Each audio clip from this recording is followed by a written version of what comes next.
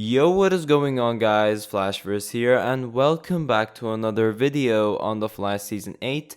This will be my theory video going over multiple things related to the back half of The Flash Season 8. I'll be theorizing about a potential new Speedster villain for the next graphic novel. I'll also be going over the possibility of more time travel and more timeline changes taking place. And towards the end of the video, I'll be going over the news of a returning Arrowverse character who will once again be showing up on one of the Arrowverse shows this year. So yeah, that is something pretty interesting as well. So today is obviously December 31st from the time I'm recording this video. So I would like to just start off this video by saying Happy New Year to everyone watching. We have achieved so much this year in 2021, and you guys have made this channel get so far, and I wouldn't have been able to do any of this without the support of each and every one of you. So thank you guys so much, and Happy New Year. And yeah, we have a bright future planned for us for 2022. A huge special thanks to Miata Dean, who went absolutely nuts with the amount of super chats they donated in yesterday's live stream. Thank you so much, and I really appreciate you and the support you showed to the channel. The same goes for my channel members as well, Cal Roswell, who also frequently donates in my live streams, as well as a big thank you to Doge Santos and Arman Khatib Shahidi for supporting the channel further and being a member. The exclusive perks for you guys will be active pretty soon. And also thank you so much once again to my general audience as well. The fact that you guys just take the time to click on one of my videos and actually enjoy them means a lot to me.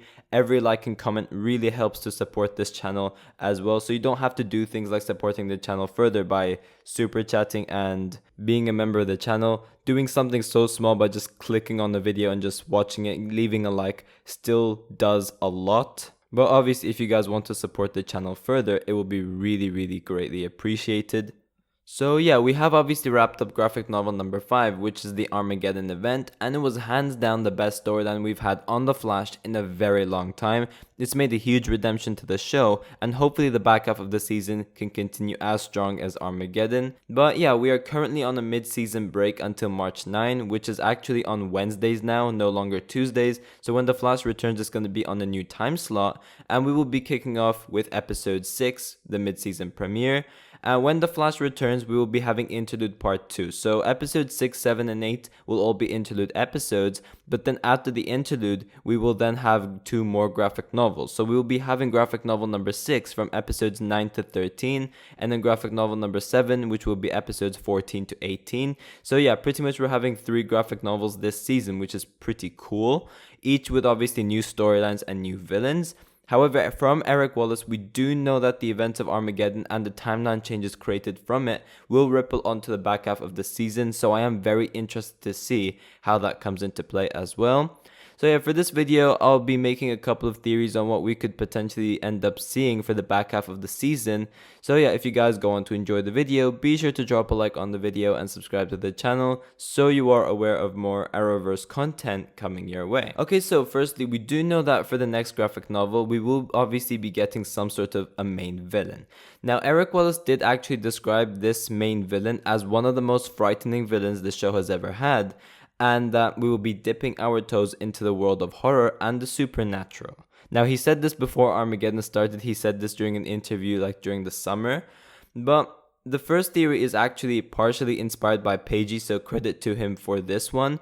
But yeah, during The Flash Season 8 Episode 5, aka the mid-season finale, we did have this scene where Barry was extracting the negative speed force from Bart Thawne's body in order to stop him from getting erased from existence. But as the negative speed force was getting extracted from Bart's body, we did obviously see it cause a massive lightning storm as it dissipated outside the Star Labs until it was fully gone. So what if there's this possibility that this negative speed force hits someone and this results to us getting a new Speedster villain?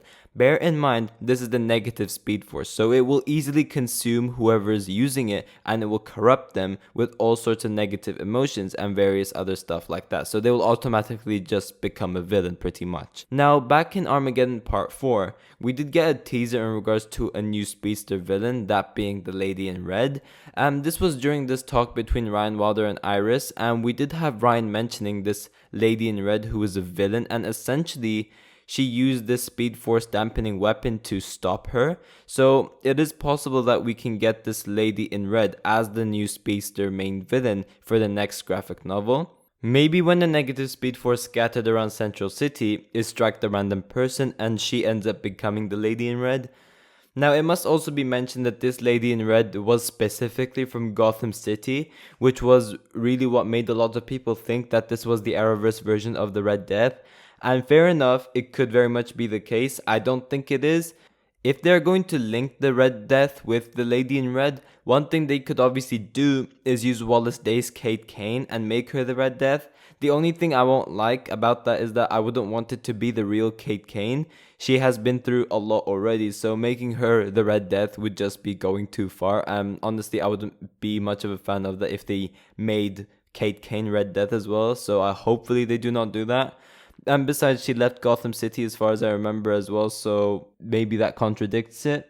If they do it totally unrelated to that negative Speed Force energy and then they bring in like a multiverse version of the Lady in Red who's Kate Kane, I wouldn't mind that too much. I just wouldn't want it to be the original Kate Kane. Now, I'm pretty sure this is the one everyone wants to see, and this will literally blow everyone's mind off if they do actually do this. But imagine if they brought in Stephen Amell to reprise his role as a multiverse version of Oliver Queen, who also becomes the Red Death. That would just be absolutely nuts. And what better way to do Red Death than to bring the Arrowverse version of Batman, which is Stephen Amell's Green Arrow. So it would be really, really insane if we could get Stephen Amell's Green Arrow or Stephen Amell's Oliver Queen playing this Red Death from another multiverse. That would be absolutely insane. And saying that Barry looked up to Oliver and he was like very, very close to Earth 1 Oliver Queen, having his main villain of a season being another version of Oliver Queen who's also a speedster villain becoming pretty much a mass murderer would be an absolutely insane storyline to explore. I'm pretty sure everyone would want to see this, but I don't think that this is what they will do. But going back to that lightning dissipating around Star Labs theory, this has obviously been a huge fan theory for a while, but obviously they could bring back Ramsey Rosso aka Bloodwork to play the Red Death. Maybe the lightning extracted from Thawne's body happens to hit Ramsey or something. That wouldn't really make too much sense because he is locked up in Argus, and I would guess that Argus has like some special containment so that it's harder for the villains to break out. So maybe because of how pure evil he is, the negative Speed Force would have just been attracted to him in a way. So essentially, they could do it so like the negative Speed Force chooses him due to how pure evil he is already. And then they could end up doing some sort of Red Death storyline with Ramsey Rosso like that. That would be very cool to see. Obviously, last we saw him, he did have a long game planned, and I think that it is about time that they do something with that. And it would be really crazy for Ramsey Rosso to become the Red Death because, as I said, he was pure evil already, and he had blood-like abilities. And imagine combining all of that with a negative Speed Force connection. So you're a speedster, you have bloodwork abilities, and you're pure evil. What better way to have an Arrowverse version of Red Death than to have this if you're not going to do Stephen Amell playing the Red Death, which I doubt they would ever do. So this would be an absolutely crazy one if they're ever going to do the Red Death. Now, next up, we do have some timeline changes to go over. So as I mentioned briefly during the start of this video, Eric Wallace did say that the fallout of Armageddon will ripple onto the back half of The Flash Season 8. And obviously, what we had take place during Armageddon Part 5 are a couple of timeline changes. So most notably are Bart Thawne was getting erased from existence. Everyone from Team Flash forgot that Armageddon even happened, so Barry had to tell them everything. And obviously we had Damien Darhk returning briefly, although we know that he died during Legends of Tomorrow.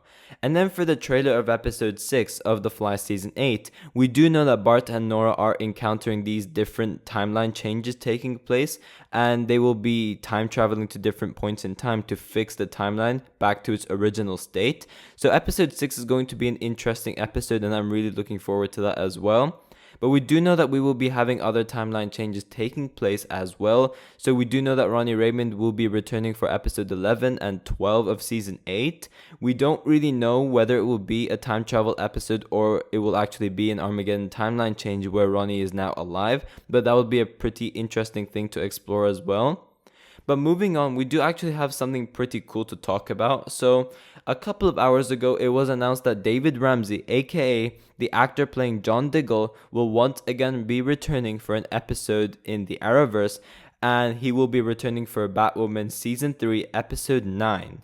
So it is possible that because of this return, we could potentially be seeing him appear for the other Arrowverse shows once again, just like what he did last year where he appeared on all of the Arrowverse shows in one episode.